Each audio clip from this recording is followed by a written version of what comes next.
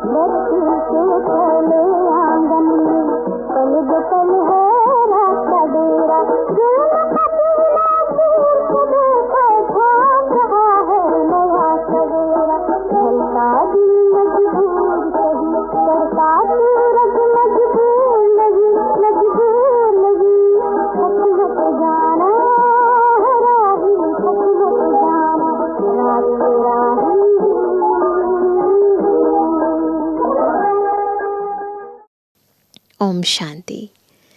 यह कौन सावधानी दे रहे हैं कि थक मत जाना ओ रात के राही। कौन कह रहा है ये कि रात के राही थक मत जाना? यह शिव बाबा कहते हैं। किन्हें कह रहे हैं? हम आत्माओं को कह रहे हैं। कई बच्चे ऐसे भी हैं जो समझते हैं कि हमारा तो शिव बाबा ही है, उनसे हमारा कनेक्शन है, परंतु वह भी सुनाएंगे तो ज़रूर ब्रह्मा मुख से ना।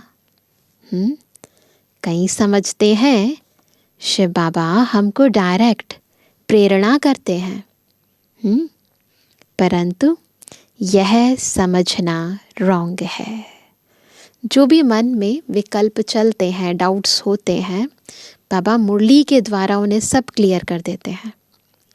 शिव बाबा शिक्षा तो ज़रूर ब्रह्मा द्वारा ही देंगे।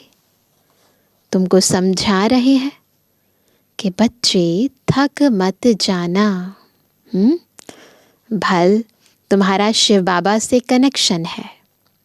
शिव बाबा भी कहते हैं, क्या कहते हैं? चलो ये मानते हैं आपका शिव बाबा से कनेक्शन है, परंतु शिव बाबा भी क्या कहते हैं? मन मना भव। ब्रह्मा भी क्या कहते हैं? ब्रह्मा भी कहते हैं मन मना भव। तो ब्रह्मा कुमार कुमारियां भी कहती हैं, क्या कहती हैं? मन मना भव। परंतु सावधानी देने लिए तो मुख चाहिए ना। ये सावधानी देते हैं कि मन बुद्धि बाबा में लगाओ, तो उसके लिए भी तो मुख चाहिए ना। कई बच्चे समझते हैं हमारा तो उनसे कनेक्शन है, परंतु डायरेक्शन तो ब्रह्मा द्वारा देंगे ना। अगर डायरेक्शन आदि डायरेक्ट मिलते रहे तो फिर उनको यहाँ आने की दरकार ही क्या है? फिर क्या ज़रूरत है शिव बाबा को यहाँ आने की? ऊपर से ही डायरेक्शन देते रहे। ऐसे ऐसे बच्चे भी हैं जिनको यह ख्यालात आते हैं शिव बाबा ब्रह्मा द्वारा कहते हैं तो हमारे द्वारा भी कह सकते हैं। ऐसे ख्याल आता है क्या? नहीं। लेकिन बाबा क्या क्लियर करके आज समझा रहे हैं, लेकिन ब्रह्मा बिना तो कनेक्शन हो नहीं सकता। एक ही बाबा का मुकर्रर रथ है। कहीं ब्रह्मा व ब्रह्मा कुमार कुमारियों से रूठते हैं, तो ऐसे कहने लग पड़ते हैं योग तो शिव बाबा से रखना ही है, शिव बाबा से योग तो रखना ही है। बाप को बच्चों को शिक्षा सावधानी देने लिए कहना भी पड़े। बाप समझाते हैं तुम टाइम पर क्लास में नहीं आते हो। किसने कहा? शिव बाबा और ब्रह्मा दादा दोनों ने कहा। दोनों का शरीर एक है, तो कहते हैं सावधान होकर पढ़ाई पर पूरा अटेंशन दो। कौन कहते हैं? शिव बाबा कहते हैं, ब्रह्मा मुख के द्वारा कहते हैं। ऊंच ते ऊंच बाप पढ़ाते हैं, पढ़ाने वाला शिव बाबा है, पर पढ़ाएगा ब्रह्मा मुख द्वारा। पहले पहले महिमा ही शिव बाबा की करनी है। उनकी महिमा बड़ी भारी है। शिव बाबा की महिमा कहते हैं अपरम अपार है, बेअंत महिमा है। उनकी महिमा के बहुत अच्छे अच्छे अक्षर हैं, परंतु क्या बच्चे कभी कभी भूल जाते हैं। अपने बाप की महिमा को कोई भूलता है? किसी के लौकिक में पिताजी बहुत बड़ी पोजीशन पर होते हैं, वो कभी भूलता है? सदा नशे में रहता है। विचार सागर मंथन कर शिव बाबा की पूरी महिमा लिखनी चाहिए। लिखते हैं ना तो बुद्धि में बैठता है। न्यू मैन किसको कहें? बाबा पूछते हैं न्यू मैन किसको कहें? यूं तो heavenly new man Shri Krishna है, नई दुनिया का पहला प्रिंस। परंतु इस समय ब्राह्मणों की चोटी गाई हुई है, टॉप नॉट ब्राह्मण। बच्चों को रचा जाता है तो शिक्षा दी जाती है। अगर लक्ष्मी नारायण को न्यू मैन कहें तो उनको शिक्षा देने की दरकार नहीं है। तो अब न्यू मैन कौन हुआ? यह बड़ी समझने और समझाने की बातें हैं। वह बाप है सर्वशक्तिमान, वर्ल्ड ऑलमाइटी। यह वर्ल्ड ऑलमाइटी अक्षर बाबा की महिमा में लिखना भूल जाते हैं। भारत की भी महिमा की जाती है कि भारत अविनाशी तीर्थ है। कैसे? तीर्थ तो भक्ति मार्ग में होते हैं, तो इनको अविनाशी तीर्थ कैसे कह सकते हैं? कैसे कह सकते हैं? अविनाशी तीर्थ कैसे है? सतयुग में हम इनको तीर्थ कह सकते हैं? पूछ रहे हैं बाबा, क्या सतयुग में इनको तीर्थ कह सकते हैं? अगर हम इनको अविनाशी तीर्थ लिखते हैं तो कैसे? अगर ये लिखते हैं कि भारत अविनाशी तीर्थ है तो इससे अभिप्राय क्या है? क्लियर कर समझाया जाए कि हाँ, सतयुग त्रेता में भी यह तीर्थ है, द्वापर कलयुग में भी तीर्थ है, अविनाशी तीर्थ हैं, तो चारों युगों में सिद्ध कर बताना पड़े। अगर हम ऐसा बोलते हैं कि भारत अविनाशी तीर्थ है तो ये क्लियर करके समझाना है कैसे? चारों युगों के अंदर ये अविनाशी तीर्थ है।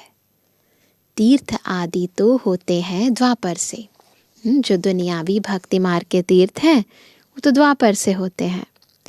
फिर हम लिख सकते हैं, क्या लिख सकते हैं? भारत अविनाशी तीर्थ है। सतयुग त्रेता में भी तीर्थ है, जहाँ चैतन्य देवी देवता रहते हैं। जहाँ चैतन्य देवी देवता रहते हो वो तो वैसे ही तीर्थ स्थान हो गया। यहाँ है जड़ तीर्थ, यहाँ दुनिया में वह है चैतन्य सच्चा तीर्थ। जब शिवालय है, सतयुग शिवालय है, वो चैतन्य है। अभी तो यादगारें हैं तो जड़ है। यह बातें बाप ही बैठ समझाते हैं।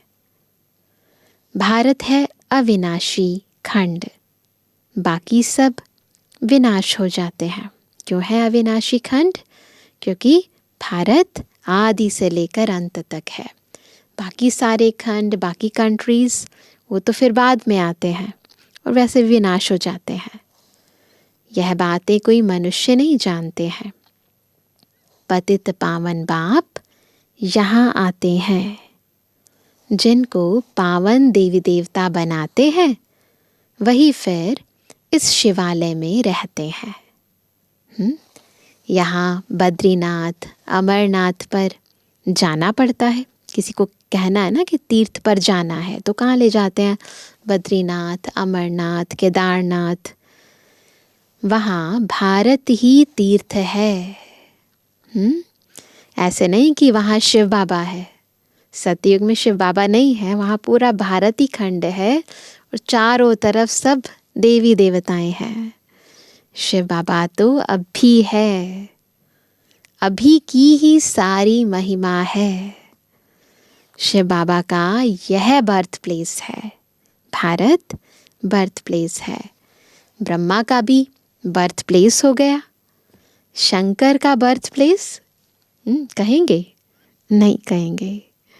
उनको तो यहाँ आने की दरकार ही नहीं है। वह तो निमित्त बना हुआ है, विनाश अर्थ सिंबॉलिक है। निमित्त बाबा ने बनाया है बस उनको दिखाने के लिए कि ये विनाश का प्रतीक है। बाकी उनका कोई ऐसा नहीं है कि कोई जन्म होता है यहाँ पर। विष्णु आते हैं, जबकि 2 रूप से राज्य करते हैं। विष्णु आते हैं 2 रूप से, विष्णु चतुर्भुज दिखाते हैं ना, तो उनके तो 2 रूप हैं, लक्ष्मी और नारायण के रूप से राज्य करते हैं, पालना करते हैं। विष्णु के 2 रूप युगल दिखाते हैं। विष्णु के 2 रूप युगल दिखाए हैं। उनकी यह यानी विष्णु प्रतिमा है, वह तो सतयुग में आते हैं ना। प्रतिमा है परंतु प्रैक्टिकल में आते कब हैं? सतयुग में आते हैं। तो हमको महिमा एक बाप की करनी पड़ती है, क्योंकि उनको बनाने वाला भी कौन है?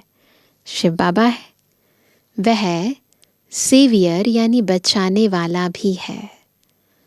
वह लोग तो धर्म स्थापकों को भी सेवियर कह देते हैं, बचाने वाले कह देते हैं। क्राइस्ट, बुद्ध आदि को भी सेवियर कह देते हैं। समझते हैं वह पीस स्थापन करने आए थे, परंतु वह कोई पीस करते नहीं। पीस हो जाती है नहीं, और ही दुनिया में अशांति बढ़ती जाती है। किसको दुख से छुड़ाते नहीं, उनको तो धर्म की स्थापना करनी है।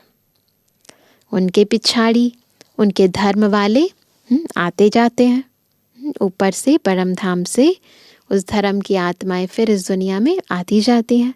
तो मुक्ति नहीं देते, उल्टा और ही आत्माओं को लाने के निमित्त बन जाते हैं। यह सेवियर अक्षर अच्छा है, यह भी ज़रूर डालना चाहिए।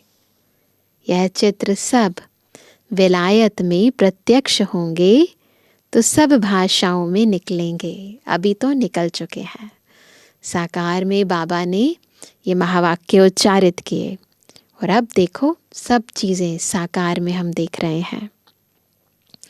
तो बाबा कहते हैं वो लोग पोप आदि की कितनी महिमा करते हैं। क्रिश्चियन लोग प्रेसिडेंट आदि मर जाते हैं तो कितनी महिमा करते हैं, शरीर छोड़कर जाते हैं तो फिर उनकी महिमा गाते हैं। जो जितने बड़े आदमी उतनी उनकी महिमा होती है। लेकिन इस समय सब एक जैसे हो गए हैं। भगवान को सर्वव्यापी कह देते हैं। यह तो सब आत्माएं अपने बाप को गाली देती हैं कि हम सब भी बाप हैं। अगर ये कहते हैं कि हम में भी भगवान है, तुम में भी भगवान है, तो एक तरह से परमात्मा की ग्लानि करी ना, उनको गाली दी ना। तो बाबा कहते हैं ऐसे तो लौकिक बच्चे भी कह ना सकें कि हम ही बाप हैं। हाँ, वह तो जब अपनी रचना रचें, जब बच्चे खुद माता पिता बने, तब उनका बाप बने, यह हो सकता है। यहाँ तो हम सब आत्माओं का बाप एक है। यहाँ लौकिकता की बात नहीं है, आत्माओं की बात है। सब आत्माओं का एक ही बाप है। हम उनके बाप बन ही नहीं सकते, उनको बच्चा कह नहीं सकते। फिजिकली अगर देखें तो कह नहीं सकते। बाकी वैसे बाबा कई बार कहते हैं कि मुझे अपना बच्चा बनाओ, अपना सब कुछ मुझको दे दो, परंतु वैसे बाप बच्चा नहीं बन सकता है। हाँ, यह तो ज्ञान की रमत गमत होती है जो कहते हैं शिव बालक को वारिस बनाते हैं। इन बातों को तो कोई विरला समझने वाला समझे, है ना। समझ की बात है, उस आधार से बाबा कहते हैं, परंतु प्रैक्टिकली शिव बाबा हमारा बाबा ही है ना। शिव बालक को वारिस बनाए, उन पर बलिहार जाते हैं, कहते हैं तन मन धन सब कुछ तेरा। तो उस आधार से कहते हैं बाबा, शिव बाबा पर बच्चे बलिहार जाते हैं। यह एक्सचेंज होती है।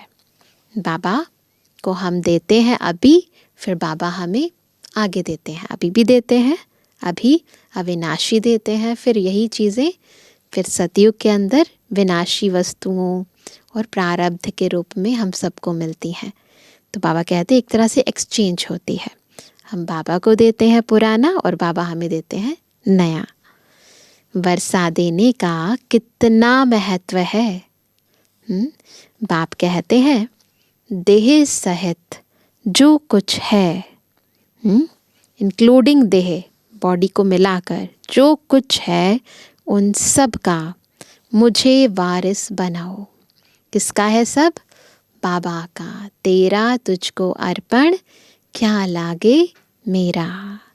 परंतु परंतु में क्या होता है? देह अभिमान टूटना मुश्किल है। अपने को आत्मा निश्चय कर बाप को याद करें, तब देह अभिमान टूटे। पूरी प्रक्रिया है। देही अभिमानी बनना बड़ी मेहनत है। हम आत्मा अविनाशी हैं। हम अपने को शरीर समझ बैठे हैं। अब फिर अपने को आत्मा समझना, इसमें है मेहनत। बड़े ते बड़ी बीमारी है। कौन सी? देह अभिमान की। अपने को आत्मा समझ, जो परम पिता परमात्मा को याद नहीं करते तो विकर्म नहीं कटते। याद कर रहे हैं परंतु भक्ति मार्ग की तरह याद कर रहे हैं तो विकर्म नहीं कटेंगे। जब तक अपने को आत्मा समझ कर बाबा को याद नहीं करते तब तक विकर्म नहीं कटते। बाप समझाते हैं, अच्छी रीति पढ़ेंगे लिखेंगे तो होंगे नवाब। नवाब बनना है ना सबने, तो अच्छी रीति पढ़ना लिखना है, श्रीमत पर चलना चाहिए। नहीं तो श्री श्री के दिल पर चढ़ना भी असंभव है। बाबा के दिल पर चढ़ने के लिए क्या करना है? पूरा पूरा श्रीमत पर चलना है। तो बाबा कहते हैं दिल पर चढ़े तब तख्त पर बैठे। अभी बाबा के दिल तख्त नशीन, फिर बनेंगे राज्य तख्त नशीन। बहुत रहम दिल बनना है। श्रीमत पर भी चलना है, रहम दिल भी बनना है। मनुष्य बहुत दुखी हैं। देखने में बहुत साहूकार हैं, बाहर से दिखते हैं बहुत साहूकार है, सब कुछ है, अंदर से बहुत दुखी हैं। पोप का देखो कितना मान है। बाबा कहते हैं मैं कितना निरहंकारी हूँ। वह लोग थोड़े ही ऐसे कहेंगे कि मेरे स्वागत में इतना खर्चा ना करो। बाबा तो कहाँ जाते हैं तो पहले से ही लिख देते हैं, कोई भी भव का आदि नहीं करना है। स्टेशन पर सबको नहीं आना है, क्योंकि हम हैं ही गुप्त। तो बाबा देखो बिल्कुल साधारण सिंपल, यह भी करने की दरकार नहीं। कोई जानते थोड़ी है कि यह कौन है, और सभी को जानते हैं। अभी तो फिर भी मीडिया के कारण सबको सब कुछ पता चल गया है ब्रह्मा कुमारिस का। उस समय तो कुछ भी नहीं था। तो बाबा कहते हैं कि और सभी को जानते हैं ना, शिव बाबा को बिल्कुल नहीं जानते। तो गुप्त रहना अच्छा है। जितना निरहंकारी उतना अच्छा है। तुम्हारी नॉलेज है ही चुप रहने की। ये आवाज़ की नॉलेज नहीं है। जितना अपनी शांत चित्त स्थिति में स्थित रहेंगे, आत्मिक स्थिति में रहेंगे, उतना ज्ञान धारण होता जाएगा। बाप की बैठ महिमा करनी है, उनसे ही समझ जाएंगे बाप पतित पावन सर्वशक्तिमान है। बाप से ही वर्षा मिलता है, बाबा की महिमा से ही समझ जाएंगे। यह बच्चों के सिवाय और कोई कह ना सके। तुम कहेंगे शिव बाबा से हमको नई दुनिया का वर्षा मिल रहा है, चित्र भी है, इन देवताओं जैसा हम बनते हैं। शिव बाबा हमको ब्रह्मा द्वारा वर्षा दे रहे हैं, इसलिए शिव बाबा की महिमा करते हैं। एम ऑब्जेक्ट कितना क्लियर है, देने वाला वह है। ब्रह्मा द्वारा सिखलाते हैं, चित्रों पर समझाना है। शिव के चित्र भी कितने बनाए हैं, बाप आकर पतित से पावन बनाए, सबको मुक्ति जीवन मुक्ति में ले जाते हैं। चित्र में भी क्लियर है, इसलिए बाबा जोर दे रहे हैं कि यह सबको दो तो वहाँ ले जाकर पढ़ेंगे। बाबा बार बार बच्चों को कहते हैं चित्रों के आधार से सबको समझाओ। यहाँ से चीज़ ले जाते हैं, वहाँ जाकर डेकोरेट कर रखते हैं, सजा कर रखते हैं। यह तो बहुत अच्छी चीज़ है। कपड़े के पर्दे तो बहुत काम की चीज़ है। इन चित्रों में भी करेक्शन होती रहती है। देखो उस समय धीरे धीरे करेक्ट होते होते आज तो देखो पूरा बहुत बड़ी बड़ी प्रदर्शनियाँ बन चुकी हैं। और पहले तो कपड़े पर थे, परंतु अभी तो अलग अलग मटेरियल्स आ गए हैं। फ्लेक्स पे बनाते हैं, कैनवास पे बनाते हैं, एलईडी के चित्र भी हैं। तो जैसे जैसे टेक्नोलॉजी वृद्धि को पाती गई तो बाबा की सेवाओं में सेवा करने के निमित्त जो भी चीज़ें बनती हैं उनमें भी चेंजेस आते रहे। सेवियर अक्षर भी ज़रूरी है, और कोई न सेवियर है न पतित पावन है। ये महिमा किसकी है? शिव बाबा की है। सेवियर, पतित पावन, और आज बाबा ने विशेष कहा ऑलमाइटी अथॉरिटी, ये सब बाबा की महिमा है। भल पावन आत्माएं आती हैं, परंतु वह कोई सबको पावन थोड़ी बनाती है। जो आत्मा ऊपर से आती है तो पावन होती है, परंतु सबको पावन नहीं बनाती है। उनके धर्म वालों को तो नीचे पार्ट में आना है। यह पॉइंट्स हैं। सेंसिबल बच्चे जो हैं वही धारण करते हैं। श्रीमत पर पूरा चलते नहीं तो पढ़ते नहीं, फिर फेल हो जाते हैं। स्कूल में मैनर्स भी देखे जाते हैं, इनकी चलन कैसी है। कैरेक्टर्स के भी मार्क्स होते हैं। दे अभिमान से सब विकार आ जाते हैं, फिर धारणा कुछ भी नहीं होती है। आज्ञाकारी बच्चों को ही बाप प्यार भी करेंगे। पुरुषार्थ बहुत करना है। किसको भी समझाना है तो पहले पहले बाप की महिमा करनी है। आज बाबा विशेष चित्रों के आधार से और बाबा की महिमा करके सबको समझाने के लिए हमें बार बार प्रेरित कर रहे हैं। बाप से वर्षा कैसे मिलता है? बाप की महिमा पूरी लिखनी है। चित्रों को तो बदली नहीं कर सकते, बाकी शिक्षा तो पूरी लिखनी पड़े। बाप की महिमा अलग है। बाप से श्री कृष्ण को वर्षा मिला तो उनकी महिमा अलग है। रचयिता की महिमा अलग और रचना की महिमा अलग है। तो बाबा कहते हैं बाप को न जानने कारण समझते नहीं कि भारत बड़ा तीर्थ है। ये नहीं जानते कि शिव बाबा, अविनाशी शिव बाबा इस भारत भूमि पर अवतरित होते हैं। तो अविनाशी बाप का बर्थ प्लेस है, ये नहीं जानते तो भारत की महिमा भी कम हो जाती है।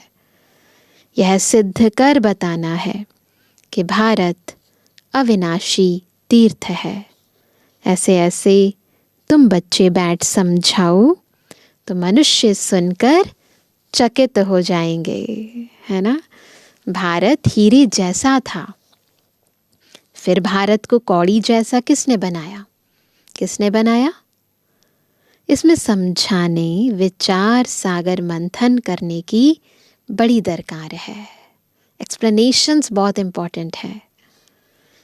बाबा तो झट बतलाते हैं, इसमें यह करेक्शन होनी चाहिए।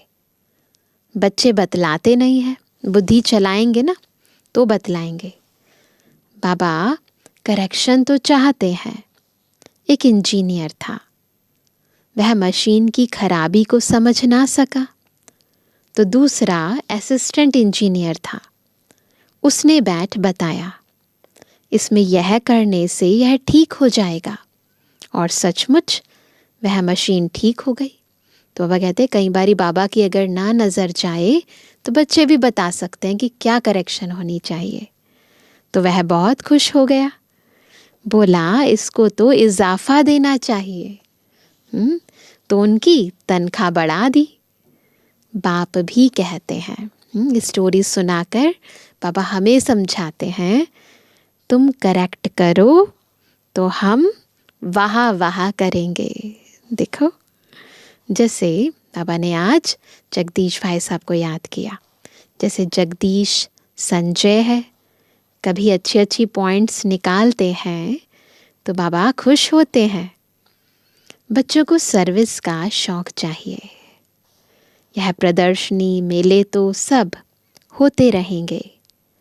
जहाँ तहाँ किसका भी एग्जीबिशन होगा तो वहाँ यह भी करेंगे।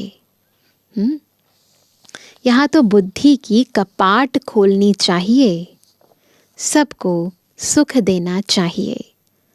स्कूल में नंबरवार पढ़ने वाले तो होते ही हैं, सब एक जैसे तो नहीं होते ना।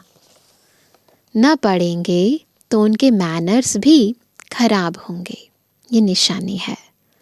अच्छा मीठे मीठे के जवानी बच्चों पे जुबानी बाप दादा का दिल जान से को प्रेम से नंबरवार पुरुषार्थ अनुसार याद कर।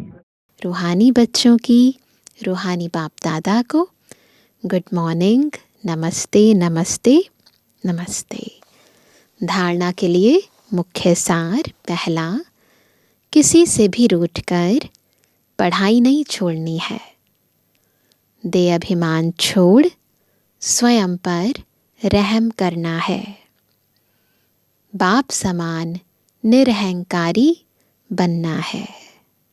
दूसरा, अच्छे मैनर्स धारण करने हैं, सबको सुख देना है, आज्ञाकारी होकर रहना है।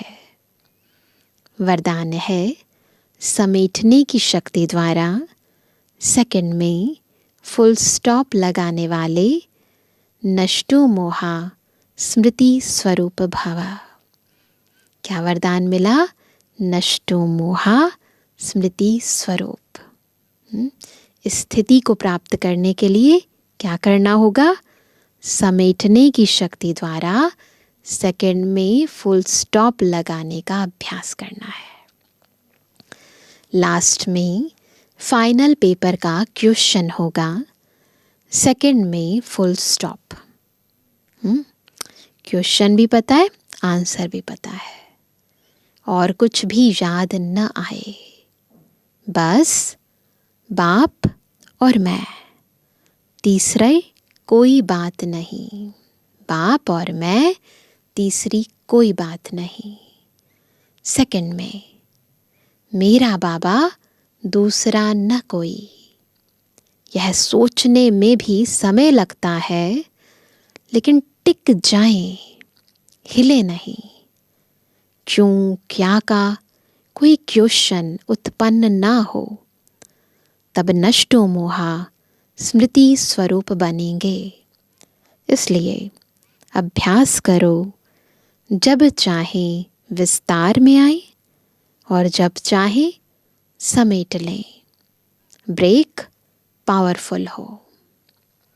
स्लोगन है, जिसे स्वमान का अभिमान नहीं है, वही सदा निर्माण है। स्वमान का भी अभिमान ना हो, वही कहेंगे सच्चा निर्माण। तो आज सभी क्या अभ्यास करेंगे? सेकंड में फुल स्टॉप लगाने का। कर्म करते सब बातों से डिटैच होकर बिल्कुल फुल स्टॉप लगाओ। मैं और बाबा, दूसरा कोई नहीं। धीरे धीरे अंदर की स्थिति बिल्कुल डिटैच हो जाए बार बार अभ्यास करेंगे तो अंत के पेपर में पास हो जाएंगे। नष्टो मोहा स्मृति स्वरूप बन जाएंगे। तो बार बार सेकंड में फुल स्टॉप लगाने का अभ्यास करेंगे। ओम शांति।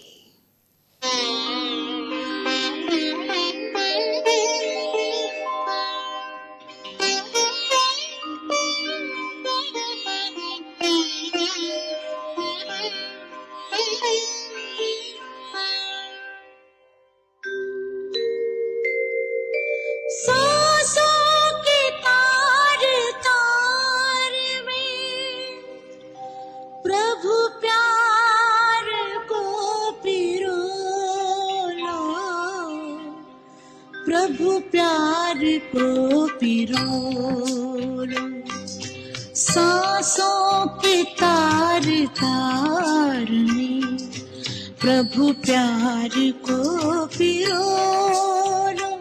शुभ कर्म करके पुण्य का, शुभ कर्म करके पुण्य का जीवन में बीज बोलो, सांसों के तार तार में।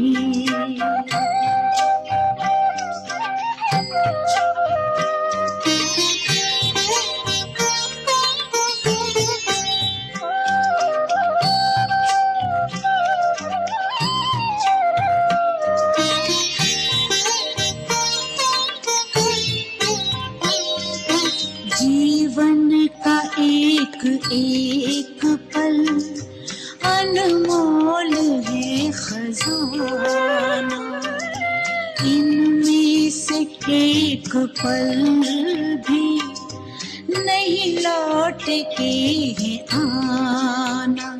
आनंद रस से अपना अंतःकरण भिगोलो, अंतःकरण भिगोलो, सांसों के तार तार में।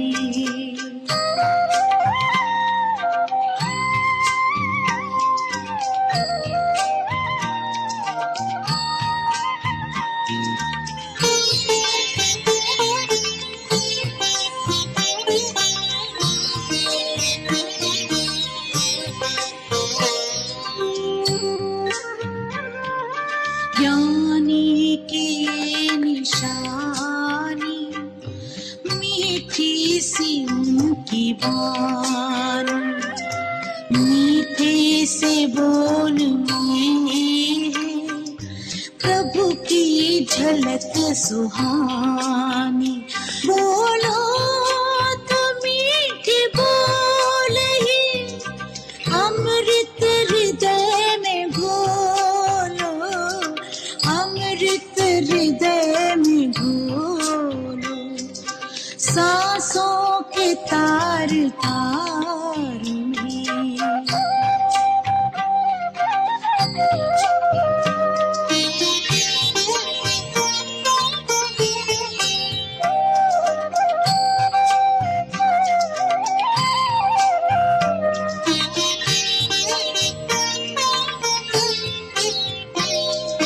बीती का अंत ना कर, वो मिट गया अंधेरा, खुलती जहाँ पे आँखें होता वहाँ सवेरा। तेरे द्वार प्रभु पधारे, अंतर के नैन खोलो, अंतर के नैन खोलो, सांसों के तार तार में प्रभु प्यार को पिरोलो, सांसों के तार तार में प्रभु प्यार को पिरोलो। शुभ कर्म करके पुण्य का, शुभ कर्म करके पुण्य का जीवन में बीज